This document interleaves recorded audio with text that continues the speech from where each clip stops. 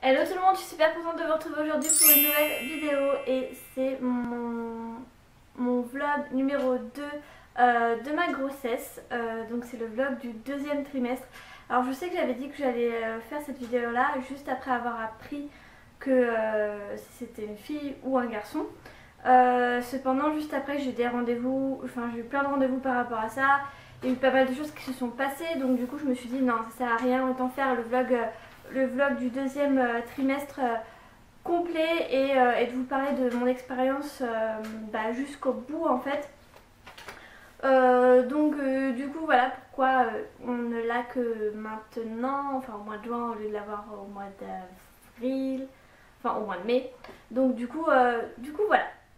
Donc dans cette vidéo là je vais vous parler bien entendu des symptômes, des événements que j'ai eu, des rendez-vous que j'ai pu avoir, des rendez-vous plutôt importants que tout le monde peut vivre, comment moi je les ai vécus, de quelques favoris grossesses que j'ai eu pendant mon deuxième trimestre, des changements sur mon corps, vous montrer mon ventre, comment il a évolué depuis le premier trimestre, enfin depuis le premier trimestre. Quand je vous l'ai montré, j'étais déjà dans le deuxième, mais depuis le moment où je vous l'ai montré. Et bien entendu, je vais vous dévoiler le sexe du bébé, mais ça je vous le dévoilerai à la fin. Donc tout d'abord, je vais commencer par les symptômes, ou enfin du moins tout ce que j'ai pu avoir durant le deuxième trimestre. Tout d'abord, j'ai commencé mon deuxième trimestre avec une énorme grippe. Mon chéri avait attrapé la grippe et bien entendu, je l'ai chopé juste après. Ça a été vraiment, j'ai pas l'habitude d'avoir la grippe, mais quand je l'ai eu, enfin quand j'ai pu l'avoir auparavant, euh, c'était beaucoup plus simple pour moi. Là c'était juste une horreur. De plus je ne pouvais pas me soigner comme mon chéri pouvait se soigner. Je suis absolument pas pour les cachets. En temps normal je ne prends pas de cachet pour tout et n'importe quoi, c'est pas mon truc. Mais là je vous avouerai que si j'avais pu, j'en aurais pris. Ça m'a complètement cassée, j'ai eu vraiment du mal à me remettre de cette grippe. Le bébé pour lui par contre tout allait bien. Le bébé allait complètement bien, mais alors moi j'étais complètement KO. J'ai eu vraiment du mal à me remettre de ça. C'était vraiment pas facile, donc avoir la grippe, la gastro ou ce genre de choses pendant la grossesse, c'est vachement plus compliqué. Ça augmente encore plus les effets et puis ça traîne beaucoup plus longtemps forcément vu qu'on ne peut pas le soigner correctement. Donc voilà, moi comparé au premier trimestre, moi je dormais très rapidement au premier trimestre. Je m'endormais comme une masse, comme ça à la fin de la journée, en claquant des doigts, c'était terrible. Cependant, pendant la journée, je ne ressentais pas plus que ça une fatigue, enfin pas une fatigue énorme. Alors que normalement c'est le contraire, on est plus en forme au premier et au deuxième, on est moins en forme au premier et au deuxième on pète la forme. Moi au deuxième un peu moins, j'ai eu un gros coup de fatigue. J'ai appris il y a peu de temps pourquoi j'ai eu un gros coup, enfin pourquoi j'ai eu ce genre de fatigue là. Ça je vous en parlerai après. Mais ouais, j'ai eu pas mal de fatigue. Mais pourtant ça m'empêchait pas de faire tout ce que je pouvais faire. J'ai l'impression que la grossesse m'aide quand même beaucoup à faire tout ce que je veux faire. C'est-à-dire que si j'ai envie de faire quelque chose, je vais le faire même si je suis fatiguée. J'ai l'impression que la grossesse me donne encore plus de motivation. Surtout que j'ai pu finir les murs de la chambre du bébé, j'allais dire du mur, voilà, de la chambre du bébé. Voilà, j'ai pu faire tout ça. Ça me tenait vraiment à cœur de le faire moi-même. Et d'ailleurs, je vous ferai un room tour de la chambre du bébé quand ça sera terminé. Là, on est en mode meubles et déco, donc voilà. Mais ouais, j'ai eu un gros coup de fatigue, enfin j'ai eu pas mal de fatigue. Mais cependant, le deuxième trimestre, je l'ai beaucoup mieux vécu que le premier. J'ai trouvé que je ressentais un apaisement. J'étais épanouie moralement, même si au premier trimestre j'étais très heureuse d'être tombée enceinte, ça il n'y a aucun doute là-dessus. Mais au deuxième trimestre, voilà, j'ai ressenti vraiment un épanouissement moral et ça fait vraiment du bien.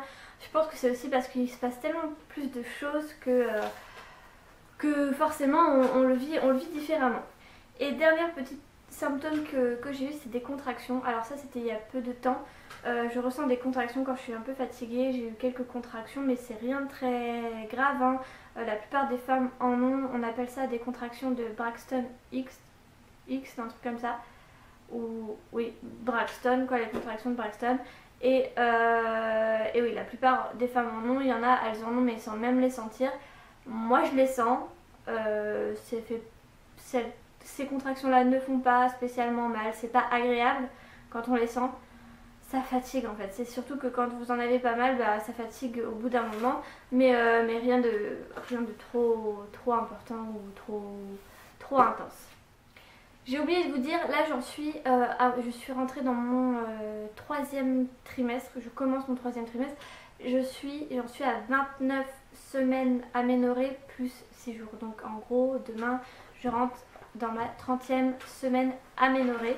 Donc voilà, juste pour vous dire à peu près où j'en suis. Au niveau des événements, le deuxième trimestre, c'est le moment où bébé a commencé à bouger. Donc au début, il n'y a que moi qui pouvais le sentir. Je le sentais à l'intérieur, certaines petites choses, des petits mouvements, des petits sursauts, ce genre de choses. Du coup, ça a frustré vraiment beaucoup mon chéri de ne pas pouvoir le sentir parce que c'est la seule manière qu'ils ont, eux, de pouvoir le sentir et de le vivre. Donc du coup, voilà, mais maintenant, on le sent totalement. On voit même les bosses sur mon ventre. La dernière fois, on voyait même sa tête parce qu'il s'était mis sur sa tête était vraiment d'un côté, donc on voyait bien la tête du bébé sur le côté.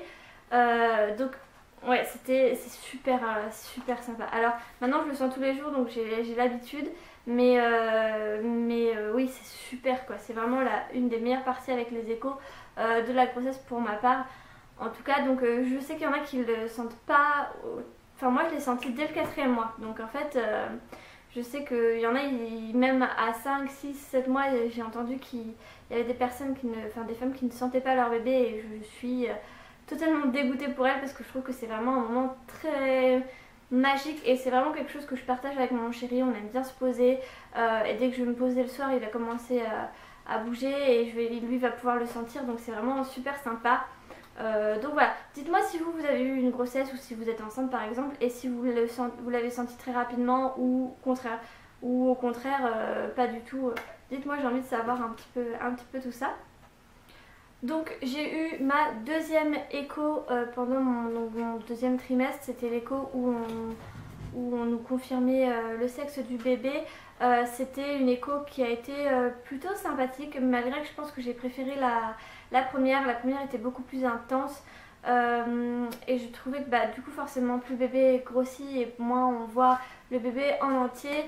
Cependant j'ai de super jolies photos du bébé et j'en suis trop heureuse. J'adore les photos que j'ai et voilà, donc vraiment un conseil, profitez vraiment des premières échos parce que je sens que ma dernière écho va être beaucoup moins sympa, même si c'est toujours agréable d'entendre son cœur et de voir certaines parties et tout, mais plus il grossit et moins on le voit parce qu'ils peuvent pas avoir le bébé en entier, donc c'est un petit peu dommage. Vraiment un conseil, c'est de profiter au max des premières échos, c'est franchement les plus intenses pour ma part. La deuxième était intense, mais je trouve un petit peu moins que la première, donc je suppose que la troisième ça va faire pareil. Donc voilà, je sais pas, on verra, je vous dirai ça au moment venu. Ensuite j'ai eu, donc il n'y a pas longtemps, ça fait bientôt 2 semaines, j'ai passé mon test de glucose. Donc si vous ne connaissez pas, en fait c'est un test qu'on vous fait passer à peu près au 6e mois de grossesse, où on vous fait boire un liquide donc, qui est du glucose, et on vous fait boire une grosse quantité à jeun. On vous prend du sang avant, après, enfin 1 heure après, et moi 2 heures après. Il y en a, ils le font au bout d'1 heure uniquement, il y en a au bout de 2 heures, moi c'était au bout de 2 heures. Donc voilà, en gros c'est pour pouvoir savoir si vous faites un diabète de grossesse, un diabète gestationnel quoi, et c'est juste une horreur. Alors sur ce test là, il y a des femmes qui le vivent totalement bien, il y en a, elles le boivent sans aucun problème, il y en a, elles le vivent à contrario beaucoup moins bien, et moi je fais partie des personnes qui l'ont très mal vécu. Boire ça dès le matin à jeun et c'était pas frais, alors qu'il y en a qui le mettent au frais, et à la pharmacie ils m'ont pas prévenu de mettre ça au frais. Je pense qu'au frais ça serait quand même bien plus sympathique, mais c'était une horreur. Pour moi c'était une horreur. Je peux pas décrire le goût du produit. En fait c'est un peu, on dit que c'est de l'eau sucrée, mais pour moi c'est pas de l'eau sucrée, ça se ressemble plus à un sirop pour la toux sucré que vous buvez, et puis bah, dans mon cas pas chaud mais tiède et en très grosse quantité comme ça. Donc c'était vraiment très écœurant en fait, et surtout je l'ai très mal vécu, c'est qu'au bout d'une demi-heure je me suis sentie très très mal. J'ai commencé à vouloir aller vomir, mais finalement je voulais pas vomir en fait, c'est juste que mon corps, bah j'allais tomber en fait. Et j'ai eu à peine le temps de revenir en arrière voir mon chéri pour lui dire je suis en train de tomber dans les pommes. Et donc du coup voilà, il m'a rattrapée et du coup ils m'ont installée, mis les jambes en l'air et tout. Donc j'ai vraiment très très mal réagi à ça. Ça a été une expérience pour moi, bah ça a été la plus difficile de ma grossesse. Vraiment j'ai pas du tout apprécié ce test là et j'aimerais ne jamais avoir à le refaire. Au niveau des résultats, j'ai pas forcément envie de trop m'étaler là-dessus. Il y a eu un petit truc qui était pas très bon, donc du coup j'ai un rendez-vous pour voir si ça va, mais normalement c'est juste c'est rien quoi. Enfin, en gros tout va bien, mais ils préfèrent quand même revérifier et être sûr. Donc voilà, dites-moi aussi si vous l'avez fait ce test là et comment vous l'avez vécu, parce que pour moi, pour ma part, c'était une horreur. Donc si vous le faites, ne vous attendez pas à ce que ce soit une horreur ou que ce soit trop bien, juste voilà, ne vous attendez à rien tout simplement, parce que chaque femme le vit totalement différemment. Au niveau des changements sur mon corps, alors j'ai forcément mon ventre qui s'est bien arrondi. Pour l'instant, je mesure en fait mon ventre et tout, et pour l'instant il n'y a que mon ventre qui s'est arrondi, donc je suis plutôt contente. Je n'ai pas de vergeture due à ma grossesse, ça c'est cool. Et au niveau de ma peau, par contre, au début du deuxième trimestre, au premier trimestre c'était génial, au début du deuxième c'était une catastrophe. J'avais des imperfections, j'avais la peau très sèche, et après ça a été beaucoup mieux, ça s'est régulé et puis bah tout simplement ça a été beaucoup mieux. Et maintenant ma peau elle est plutôt belle, enfin j'ai une belle peau, j'ai de la chance quoi, j'ai des imperfections un peu comme tout le monde, mais je veux dire par rapport au début du deuxième trimestre c'était une horreur. Donc faut se douter de passer ce genre de cap en fait. Au niveau de la grossesse, vous allez avoir des moments où votre peau va être beaucoup plus belle que d'autres. Et par contre j'ai eu la peau beaucoup plus sèche, ça c'est sûr. Bon, j'ai déjà une peau sèche en temps normal, mais là quand même ça a été, au niveau du visage ça faisait un peu peau de crocodile, mais tout est rentré dans l'ordre. Je vais passer maintenant aux favoris que j'ai eu durant ce deuxième trimestre. Il y a un livre, mais je ne l'ai pas pris avec moi, du coup je vous en parlerai au vlog troisième trimestre si je peux le faire. Celui-là par contre je pense que je le ferai bien avant je le ferai avant l'accouchement, ou je le ferai, j'aviserai, ça se trouve, je sais pas quand est-ce que je vais accoucher, ça se trouve je vais accoucher avant, enfin bref, on ne sait pas. Donc je vais quand même essayer de faire le vlog troisième trimestre assez rapidement, où il sera un peu plus court forcément, et je vous parlerai de ça, ou bref, je vous en parlerai, parce que c'est un livre qui est vachement bien, mais surtout pour après l'accouchement. Donc c'est pas très grave si je vous en parle plus tard. Cependant j'ai une huile sublime que j'ai testée et que j'ai adorée. C'est l'huile de chez Palmer's, donc c'est formule au beurre de cacao à la vitamine E. C'est une huile sèche, soin réparateur visage et corps pour les cicatrices, vergetures, peau sèche et abîmée, teint irrégulier, vieillissement cutané à la rose sauvage. Et c'est sans parabènes et sans plein d'autres trucs. Elle sent un peu la rose, donc si vous aimez pas ça va pas être top, mais c'est vraiment léger et l'odeur elle reste absolument pas. J'adore cette huile, donc elle se présente comme ceci. Elle m'a coûté moins de 5 € dans les 4 €, je ne sais plus exactement. C'est une huile vraiment géniale, j'adore l'appliquer, elle est très agréable à appliquer. Il en faut très peu, pourtant pour une zone assez large il en faut quand même que très peu. Donc à la base c'est pour réduire les vergetures et tout ça, mais c'est tout aussi bien pour la prévention et du coup pour l'hydratation du corps, parce que ce qui ne provoque pas de cicatrices, de vergetures et tout ça, c'est que la peau est très élastique et du coup elle ne va pas se craquer, et donc pour qu'elle soit élastique il faut bien entendu l'hydrater.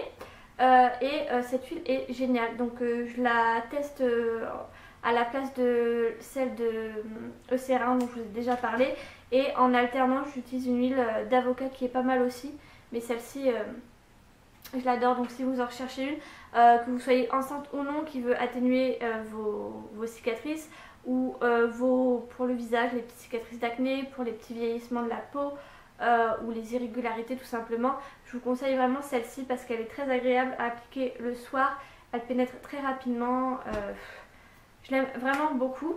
Ensuite, un cadeau que mon chéri m'a fait, c'est un bola. Donc je sais pas si vous savez ce que c'est un bola, mais c'est un collier pour les femmes enceintes. Et en fait, vous avez un fil ou une chaîne en tout cas, et vous avez une petite boule au bout. Donc il y a plusieurs styles, il y en a différents. Et ça fait un petit bruit. En fait, quand vous mettez ça autour du cou, quand vous marchez, le bébé entend ça et ça l'apaise. C'est très ancien. Je me suis toujours dit que quand je tomberai enceinte, j'en aurai un, et c'est chose faite. Alors il est très classique. Il est avec des étoiles, un peu comme dans la chambre du bébé. Donc voilà, je l'aime vraiment beaucoup. C'est quelque chose que je mets pas forcément tous les jours, mais que j'aime bien avoir. Et dernier favori, c'est l'appli Neomama dont je vous ai parlé. J'ai fait une vidéo, je vous laisserai aller la voir, où j'explique quand même pas mal ce que c'est Neomama. C'est une application que vous pouvez avoir sur le portable. Je vous ai fait une vidéo exprès bien avant ce vlog là, pour que vous puissiez l'avoir gratuitement, tout simplement parce qu'elle va peut-être devenir payante, et du coup ça sera embêtant en fait, parce qu'elle est juste géniale, elle est très complète. Tous les jours vous avez une petite information sur l'évolution du bébé, enfin en gros ce qu'il est censé avoir à ce moment là, ce qu'il est censé faire, quel poids il peut faire entre tel poids et tel poids, combien de centimètres et de grammes il prend par jour, et où est-ce que vous en êtes au niveau de votre grossesse, donc où est-ce que le bébé en est et vous en semaine aménorrhée.